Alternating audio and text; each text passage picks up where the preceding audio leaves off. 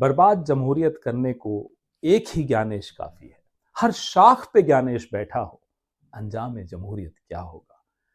अभी कुछ महीनों से लगातार राहुल गांधी, कांग्रेस पार्टी सबूतों के साथ सवाल पूछ रही है, चुनाव आयोग से सवाल पूछ रही है। भारतीय जनता पार्टी प्रयास करती रहती है जवाब देने का, नहीं दे पाती। अब भारतीय जनता पार्टी ने एक प्रॉक्सी कैंपेन शुरू किया। 272 तथाकथित प्रतिष्ठित नागरिकों से एक चिट्ठी लिखवाई राहुल जी को। उस चिट्ठी में कोई तर्क नहीं मिलेगा, कोई तथ्य नहीं मिलेंगे, कोई जवाब नहीं मिलेंगे। उस चिट्ठी का लब्बो लबाब, उसकी भावना यह है कि जो चल रहा है उसको चलने दो, पर्दे में रहने दो, पर्दा ना उठाओ। आमतौर पे समाज क्या उम्मीद करता है, रिटायर्ड ब्यूरोक्रेट्स से, अफसरों से क्या उम्मीद करता है कि उनके अनुभव का लाभ समाज को मिलेगा, उनके प्रभाव का लाभ समाज को मिलेगा, वो थोड़ा दबाव डाल सकेंगे सरकारों पर, अपने अपने इलाकों में कुछ काम कर सकेंगे और लोकतंत्र को मजबूत करेंगे। लेकिन इन प्रतिष्ठित नागरिकों ने उल्टा ज्ञानेश कुमार को चिट्ठी लिखने की जगह राहुल गांधी को लिखी। ज्ञानेश कुमार से जवाब दिलवाइए ना। सवाल बहुत हैं, सबूत बहुत हैं, हरियाणा के सबूत हैं, महाराष्ट्र के सबूत हैं, कर्नाटका के सबूत हैं, बिहार के एसआईआर के सबूत हैं। नहीं, इनमें से कई लोग ऐसे हैं जो कुछ केसेस से बचना चाहते हैं। इनमें से कुछ लोग ऐसे हैं जो इस सरकार से कुछ रेवड़ियां लेना चाहते हैं। एक महानुभव तो ऐसे हैं जो 3 करोड़ के साथ इनकम टैक्स की रेड में पकड़े गए थे। ऐसे अनेक हैं, इन सबकी जन्म कुंडलियां हैं, इनकी प्रॉपर्टीज की लिस्ट आप देखेंगे तो आपको समझ में आ जाएगा ये क्यों कर रहे हैं जो ये कर रहे हैं। संघ से जुड़े हुए हैं अधिकांश।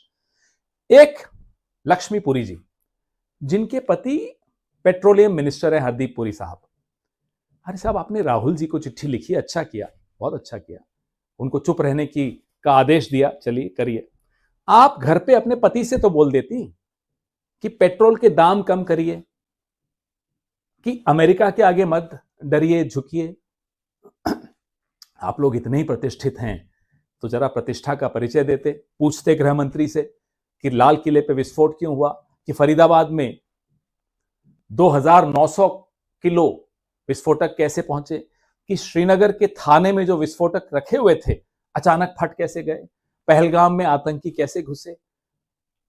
पूछते, प्रधानमंत्री से पूछते, अपनी प्रतिष्ठा का परिचय देते कि साहब पेपर लीक कब बंद होंगे, किसानों की आय कब दुगनी होगी, ट्रंप के सामने आप मुंह क्यों नहीं खोल पाते, क्यों नहीं लाल आंख दिखा पाते चीन को।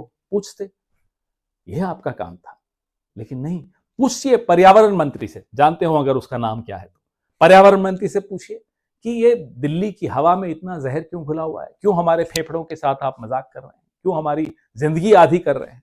पूछते, लेकिन नहीं, ये लोग सरकार के आगे दूम हिला रहे हैं। इनको सरकार से बचना है या सरकार से कुछ प्राप्त करना है। खैर, करिए आप। कल 25 लाख से ऊपर हस्ताक्षर सिर्फ पंजाब से आए हैं वोट चोरी के खिलाफ।